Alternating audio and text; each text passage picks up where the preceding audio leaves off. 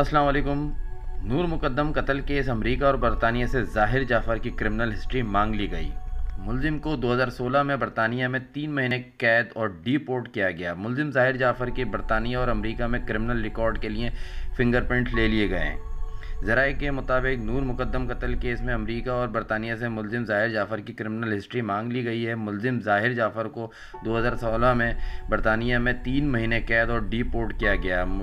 Media ذرائع کے مطابق اسلام آباد پولیس کی جانب سے سابق سفیر کی صاحبزادی نور مقدم قتل کیس کے ملزم ظاہر جعفر کی کرمنل ریکارڈ کی چھان بین شروع کر دی گئی ہے اور اس ضمن میں ملزم ظاہر جعفر کے برطانیہ اور امریکہ میں کرمنل ریکارڈ کے لیے فنگر پرنٹس لے لیے گئے ہیں۔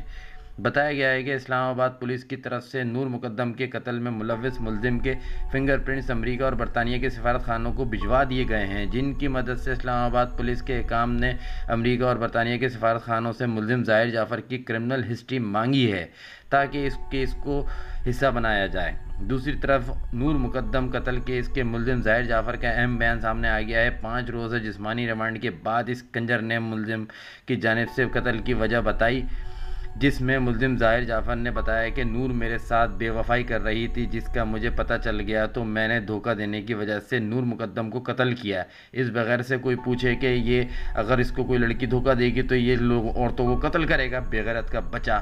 ذرائع کا کہنا ہے کہ ملزم ظاہر جعفر کی والدہ اور سیکیورٹی گارڈ نے 3 گھنٹے تک واقعے کو چھپائے رکھا۔ اگر ملزم کی والدہ یا گارڈز بروقت اطلاع دیتے تو نور مقدم کی جان بچ جاتی۔